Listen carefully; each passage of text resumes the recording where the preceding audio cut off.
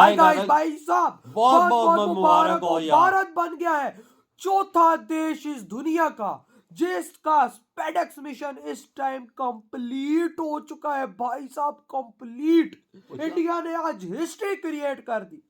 India ने आज history create कर दी यार। बहुत बहुत मुबारक हो यार। मतलब कि भाई साहब हम पाकिस्तानी भाई साहब कुछ ना उखाड़ सके, लेकिन आज भारत दुनिया की हर फील्ड के अंदर झंडे गाड़ा है यार। वीडियो निकल कर आ रही है, जल्दी से वॉच करते हैं भाई, सबर नहीं हो रहा भाई। इंडिया ने फाइनली आज कंप्लीट कर लिया यार। बहुत बड़ा मिशन था यार। करते स्टार्ट। फ्यूचर टिका हुआ है, ये भारत का फ्यूचर कंप्लीट हुआ है यार। फ्यूचर 8 जनवरी की रात नहीं सोए इसरो के वैज्ञानिक और 9 जनवरी की सुबह रच डाला इतिहास। भारत को मिली स्पेडेक्स मिशन में बड़ी कामयाबी। ब्रिटेन, चीन और अमेरिका हुए हैरान परेशान। अब लॉन्च होगा चंद्रयान 4 और अंतरिक्ष में बनेगा भारत का अपना स्वदेशी स्पेस स्टेशन। इसरो की इस कामयाबी से दुनिया भर में मचा भारत के वैज्ञानिकों का डंका और हर देशवासी का सिर गर्व से हुआ ऊंचा। जी हाँ दोस्तों, 9 दिनों के लंबे इंतजार के बाद आखिरकार इसरो ने बड़ी खुशखबरी दे दी है। भारत को अपने महत्वाकांक्षी स्पेस मिशन स्पेडेक्स में बड़ी सफलता मिली है।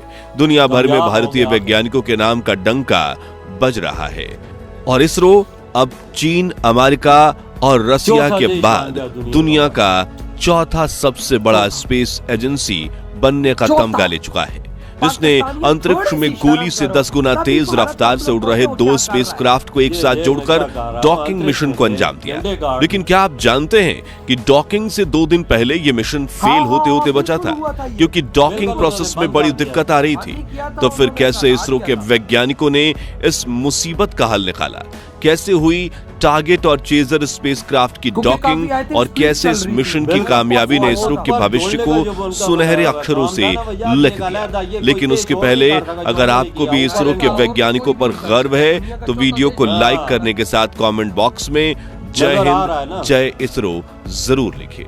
दोस्तों, इसरो के इस महत्वाकांक्षी मिशन की शुरुआत होती है 30 दिसंबर रात के 10 बजे, जब बाहुबली रॉकेट PSLV C-16 अपने साथ 24 पेलोड लेकर श्रीहरिकोटा के सतीश धवन स्पेस सेंटर से उड़ान भरता है, जिसमें सबसे अहम पेलोड थे 220 किलो के 2 स्पेसक्राफ्ट्स, जिनका नाम है टारगेट और चेजर। ये दोनों स्पेसक्राफ्ट इसरो के स्पेडेक्स मिशन के हिस्से हैं और इस मिशन का मेन ऑब्जेक्टिव था अंतरिक्ष में 28,000 किलोमीटर प्रति घंटे की रफ्तार से उड़ रहे दोनों स्पेसक्राफ्ट की डॉकिंग करना, यानी दोनों को एक दूसरे के साथ जोड़ना, फिर दोनों के फंक्शंस के एक साथ कंट्रोल करना और आखिर में अनडॉकिंग करना, यानी दोनों को फिर से एक दूसरे से अलग कर देना, जिसके लिए इसरो के वैज्ञानिकों ने सालों की मेहनत करके अपना डॉकिंग मैकेनिज्म बनाया था और इसे दोनों स्पेसक्राफ्ट में इंस्टॉल किया गया था।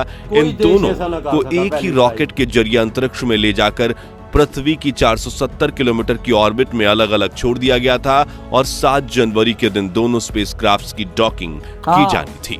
अगले 7 दिनों तक हर देशवासी की नजर टारगेट और चेजर स्पेसक्राफ्ट पर थी, पर ये दोनों ही पृथ्वी की 470 किलोमीटर की कक्षा में एक दूसरे के करीब 20 किलोमीटर की दूरी पर उड़ रहे थे। दोनों की रफ्तार करीब 7.8 किलोमीटर प्रति सेकंड, यानी कि 28 से 30,000 किलोमीटर प्रति घंटे की थी। इनमें टारगेट आगे उड़ रहा था और चेजर उसका पीछा कर रहा था।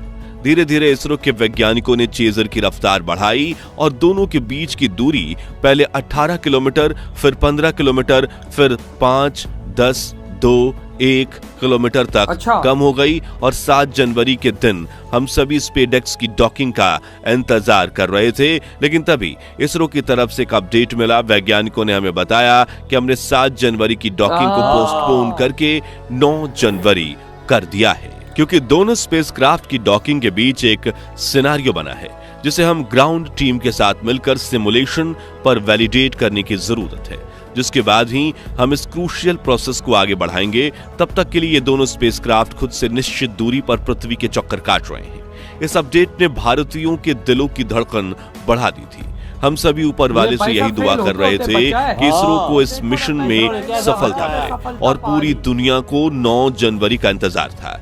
इसी बीच वैज्ञानिकों ने 8 जनवरी को अपडेट देते हुए कहा कि हम 9 जनवरी की सुबह लाइव डॉकिंग करने वाले हैं और यहीं से हमें संकेत मिल चुका था कि इसरो ने स्पेसएक्स की डॉकिंग मैकेनिज्म की प्रॉब्लम सॉल्व कर दी है और हम सभी बड़ी खुशखबरी का इंतजार कर रहे थे। और अब आपको बता दें कि इसरो ने स्पेसएक्स के टारगेट और चेजर दोनों स्पेसक्राफ्ट की डॉकिंग कर ली है और इस मिशन में बड़ी सफलता हासिल करके एक नया कीर्तिमान रच दिया है।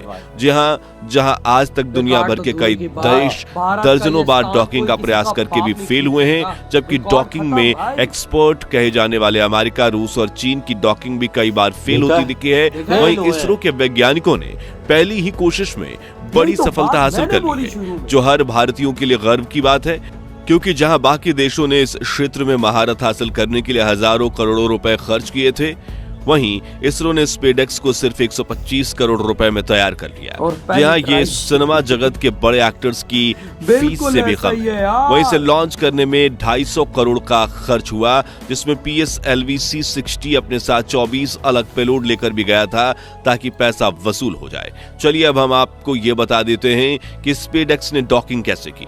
तो 8 जनवरी की रात इसरो के कमांड सेंटर में सभी वैज्ञानिक मौजूद थे।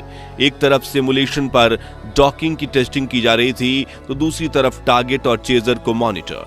वहीं कुछ वैज्ञानिक ग्राउंड से ही चेजर को कंट्रोल करके उसकी रफ्तार धीरे धीरे बढ़ा रहे थे ताकि दोनों स्पेसक्राफ्ट के बीच का फासला पहले 1 किलोमीटर, फिर 500 मीटर, फिर 150 मीटर और आखिरकार 5 मीटर हो जाए। अगले दिन डॉकिंग के इस ऐतिहासिक क्षण को पूरे देश के साथ अनुभव करने के लिए इसरो ने इसका लाइव टेलीकास्ट शुरू किया और देखते ही देखते लाखों देशवासी इस लाइव स्ट्रीम का हिस्सा बनने लगे।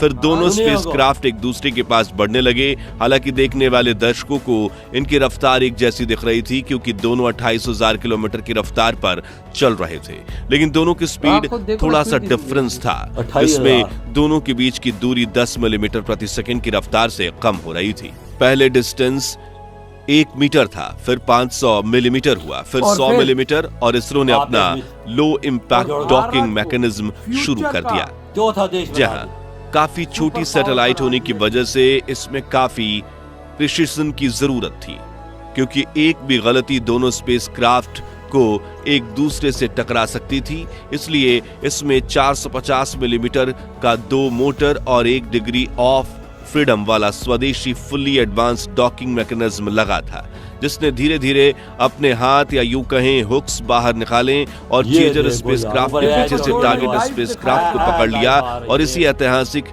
हैंडशेक के बाद दोनों स्पेसक्राफ्ट के हुक्स लॉक हो गए और दोनों मिलकर स्पेसएक्स का एक बड़ा स्पेसक्राफ्ट बन गए। ये पल इतना खास था कि हर तरफ खुशियों की लहर दौड़ उठी। इसरो के वैज्ञानिक खुशी से झूम उठे और इसरो चीफ एस सोमनाथ की आंखें खुशी के आंसुओं से भर गई, क्योंकि ये उनका बतौर इसरो अध्यक्ष आखिरी स्पेस मिशन था। जी हाँ, इसरो से जुड़ी एक बड़ी खबर यह है कि भारत सरकार ने अब नए इसरो अध्यक्ष को चुन लिया है, जो 14 जनवरी के दिन इसरो चीफ एस सोमनाथ की जगह लेंगे। और इसरो के नए चीफ का नाम है वी नारायण, जो चंद्रयान 4 और भारतीय अंतरिक्ष स्टेशन जैसे अगले बड़े मिशंस की अगवानी करेंगे। आपको बता दें कि वी नारायण भी एस सोमनाथ और के7 की तरह ही काफी पढ़े लिखे और अनुभवी वैज्ञानिक हैं।